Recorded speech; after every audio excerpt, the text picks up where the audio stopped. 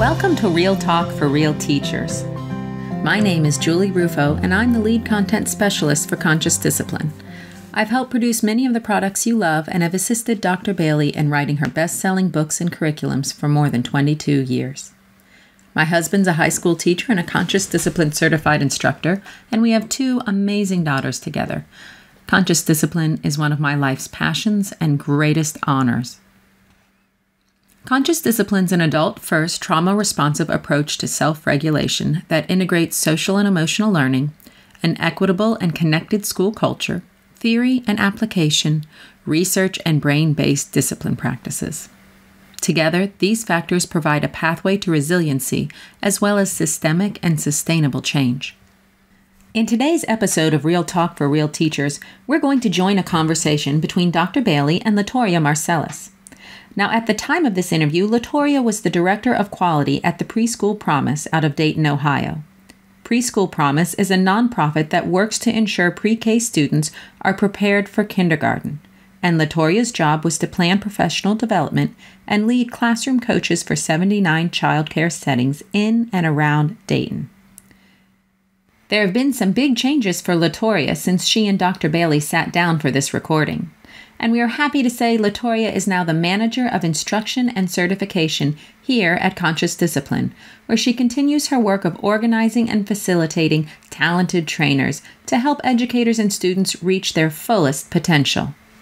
In this episode of Real Talk for Real Teachers, Latoria shares how she discovered Conscious Discipline and how its methodology affected her work at Preschool Promise, her family, and most powerfully, herself.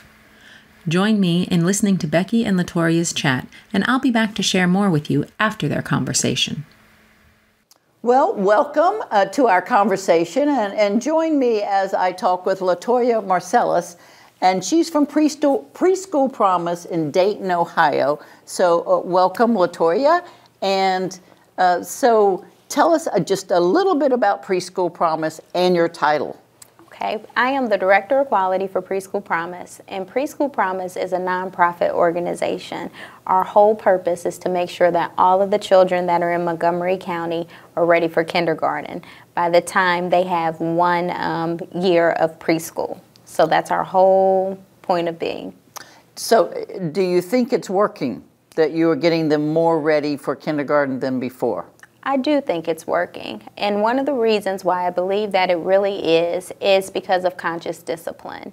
Our researchers at the University of Dayton compared our MEFS scores, and that's the Minnesota Executive Functioning Scale. Yeah. So when we look at MEFS, we see that teachers who have high fidelity and conscious discipline have students who increased their MEFS scores. So their ability to stop, think, and act increased more than their peers who were in classrooms that did no conscious discipline at all.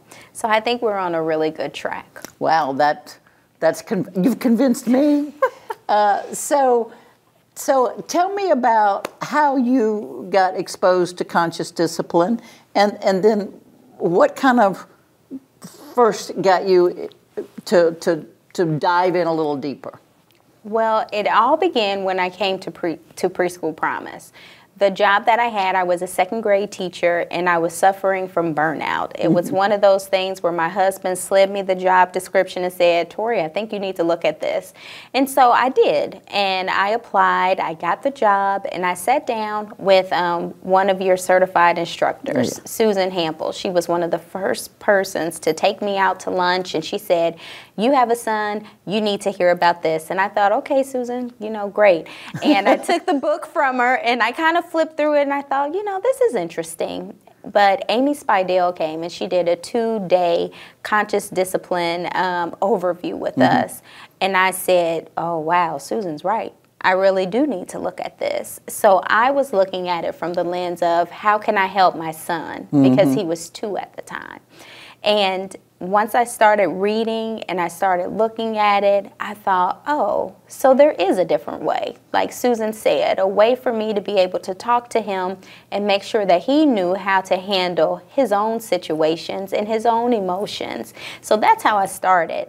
But as I continued to go to CD1 and read more books, I figured out, oh, it's not just about Sean, it's about me. And then that's when I had the opportunity to start to dig into it for myself, to figure out, well, how do you regulate yourself? It's not about somebody else, it's about what you do with you.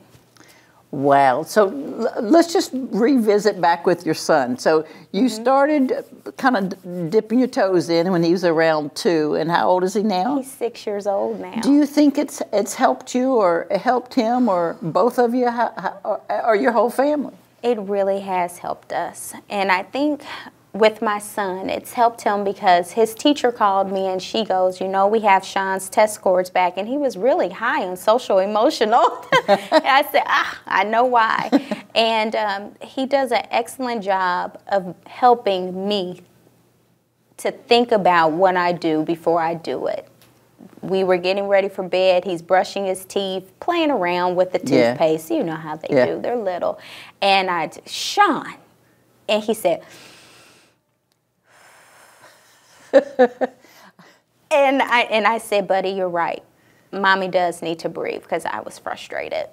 You know, it's amazing with that. I mean, I see it with my grandchildren too, and it's amazing how it one comes back. I mean, and you can take that as like, how dare you, or you can take it as, what a nice reminder. Yes. And I get the biggest kick out of when they come back and they're giving it back to me, and I'm like, you're exactly right. And I find it helpful. I mean, it's because you just get so tangled up, and there's so many balls in the air, and, you know, it's exciting. It is. So when you go back then, so you went from working with your son and now to yourself and discovering there's a better way.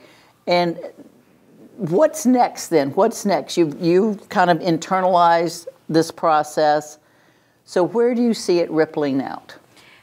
Really, for me, I have the opportunity to do some coaching when it comes to culturally responsive teaching. And what I found is that they're not two separate things. No.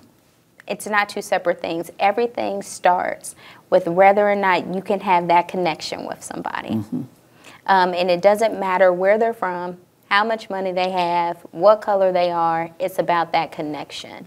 And so conscious discipline allows me to stop and to take a breath when things aren't going my way, and to see things through a different lens, whether it's a different cultural lens or whether it's just looking at what somebody's motives or beliefs might have been. You know, it just gives me that opportunity to pause so that I don't ruin relationships. And that has been really powerful for me, because before I might get an attitude about something real quick, and then I can say, you know, they did that because of whatever, whatever, whatever. But when you start to change that story, it not only changes the story of what you were looking at, but it changes your story, because you have an opportunity not to destroy things, but to build them. That's a Pretty wise statement there. And I've been working at it forever. I mean, you know, I've got to be at least a generation older than you, and if not 2. But so I still have trouble with that. I still have trouble with that. So how, you know, in life in general, how much do you think you are able to pull things off that you didn't used to be able? You know what I mean? How much more can you respond instead of react? Can you put 2 more times a day, or I mean, you know, you have to be rested and fed, and you know, and all that. But so how is it made a little growth or a big growth in you, do you think? Oh, wow. Oh, I would say that it has to be a big growth, in that I am very quick with my tongue. Me too. Yeah, I'm very quick, and it can be very cutting. And I think that conscious discipline has helped me to slow it down. Now, if you were looking at a 7 days a week, you know, I might get 3 days that are real good, you know, and 4 I'm still really working on. Well, you're pretty much ahead of me. I mean, all I found with myself is that, you know, I can catch it quicker. Yeah. You know, I don't and go on and on and on. I can catch myself quicker, and I can bring myself back faster. And a lot of people think, you know, because I am the creator that I somehow have pulled this thing off. But, you know, we're human, and this is the way the brain works. So what, if you had anything to say to the people listening with all that you have gathered from your own journey with the Preschool Promise, with the people you work with your own family, what would you like to say to people that might be seeing this? There's something that you think is important to hear. I think it would be important to tell them to find the beauty in the oops. Everything is not going to go right just because you read the book or you watched the e-series. It is really a journey, and we all know that journeys are twisty and curvy, but just to enjoy it and to give yourself an amount of grace that you give to other people. Beautiful. Thank you for joining me. Thank you for sharing your wisdom and your growth with us. Thank you for having me. So Latoria seemed to view conscious discipline with a bit of skepticism when she first came across it via a peer. Then, after attending an event with Amy Speidel, one of our beloved and most long-standing master instructors, Latoria began to experience conscious discipline in a new way. She began to see its true nature as an adult-first self-regulation approach and began to experience its potential to transform all her relationships, not just the teacher-student relationship. As she began to integrate conscious discipline into her work life at Preschool Promise and her home life, things began to change. She saw that implementing to fidelity in classrooms led to greater kindergarten readiness and higher standardized scores. She saw positive impacts on her young son, and she experienced meaningful changes within herself as she took the powers of conscious discipline to heart. And that's the gift of conscious discipline. The experience of conscious discipline creates fundamental changes in the way we view the world. It impacts every relationship in our lives, including the relationship we have with ourselves. We don't walk in perfection. We catch ourselves when we're off track, embrace our oopses, and are able to get back to our path relatively quickly, rather than stewing in our upset for hours, days, weeks, or even years. And with children, we are able to see discipline challenges as opportunities to teach life skills. Like in Latoria's story, every positive experience we have with conscious discipline leads us to another and another until conscious discipline touches every aspect of our lives with emotional intelligence, grace, and compassion. Thank you, Latoria, for sharing yourself in this recording so others may learn from your experiences, and for joining our Conscious Discipline Office family as our Manager of Instruction and Certification. So what have Dr. Bailey and Conscious Discipline been up to?